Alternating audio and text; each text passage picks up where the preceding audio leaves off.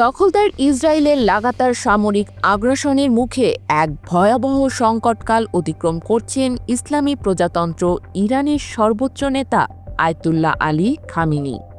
৮৬ বছর বয়সী এই ধর্মীয় নেতা এখন যেন একাকী এক রণক্ষেত্রের নায়ক, যিনি চারপাশে হারিয়েছেন তার বিশ্বস্ত সহযোদ্ধাদের। তবু লক্ষ্য থেকে বিচ্যুত হননি তিনি ইসলামী প্রজাতন্ত্র রক্ষায়। রয়টার্সের এক বিশ্লেষণে বলা হয়েছে, খামেনির নেতৃত্বে শূন্যতা তৈরি হলেও তিনি ইরানের নিরাপত্তা ও সার্বভৌমত্ব রক্ষায় শেষ মুহূর্ত পর্যন্ত লড়াই চালিয়ে যাবেন। গত শুক্রবার থেকে ইসরায়েলের হামলায় ইরানের বেশ কয়েকজন শীর্ষ সামরিক কর্মকর্তা নিহত হয়েছেন।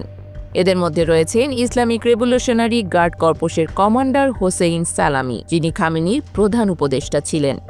এছাড়াও বিমান বাহিনী প্রধান আমির আলী হাজিজে দাহ, যিনি ইরানের ব্যালিস্টিক মিসাইল প্রকল্পের নেতৃত্ব দিতেন, এবং গোয়েন্দা প্রধান মোহাম্মদ কাজেমিও নিহত হয়েছেন।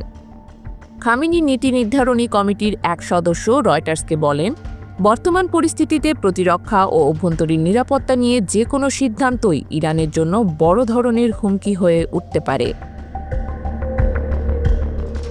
তবুও ইতিহাস বলে, খামেনি সহজে হার মানেন না। ১৯৭৯ সালে বিপ্লবের আগে ছিলেন কারাবন্দী।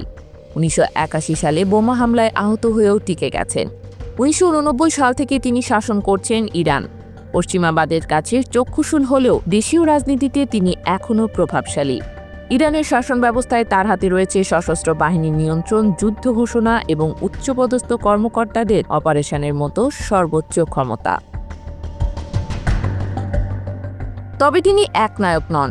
ওয়াশিংটনের মিডল ইস্ট ইনস্টিটিউটের গবেষক ডক্টর আলী ভেলায়াতি বলেন, খামেনি একজন কৌশলী নেতা, যিনি ধীরস্থিরভাবে সিদ্ধান্ত নেন। এজন্য তিনি দশকের পর দশক ক্ষমতায় টিকে আছেন। তার সামনে এখন একমাত্র এজেন্ডা ইসলামী প্রজাতন্ত্রকে যে কোনো মূল্যে রক্ষা।